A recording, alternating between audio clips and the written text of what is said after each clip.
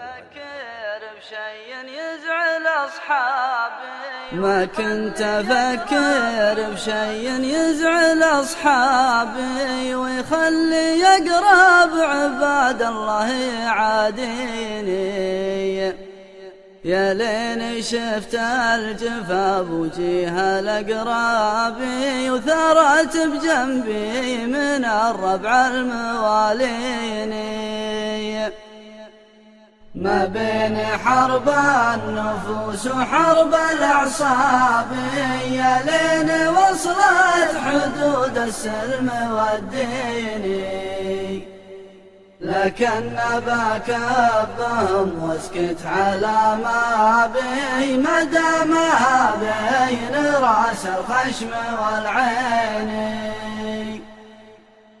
وقفت من دونهم بوجيه الأجنابي ورفعت راياتهم وسط الميادين، بالشعر والمرجله ما ينقص حسابي وعندي رصيد من الثنتين يكفيني. ربعي حزامي ليا منه بالهابي يطلع لي من 199 واليا طلع بينهم حاسد وكذابي فدوى لروس النشامة والسلاطين. أهل الشرف والوفا عربين الأنسابي تاريخهم مجد في بطون الدواوين، واللي لسانه تقل سكين قصابي ما يقطع الا من الحمى القريبين. يا ما خدعني معه في ضحكة النابي يضحك بوجهي وقلبه ما يدانيني، لكن بدري على مفتول الأشناب يلغي وجودي وتاريخي ويلغيني.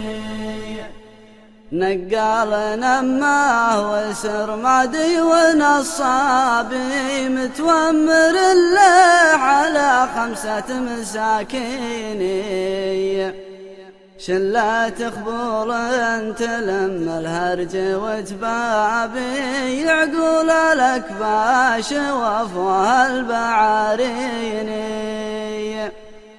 وإن قامت الروس تمشي خلف الأذناب من عادة الوقت تطلع له معاويني، لكن بصد عنهم وادفع ركابي وامسك وساعة الدروب اللي توديني. إن عشت طلعتها في راس مرقابي وانطحت مثل الجمل كثرة سكاكيني.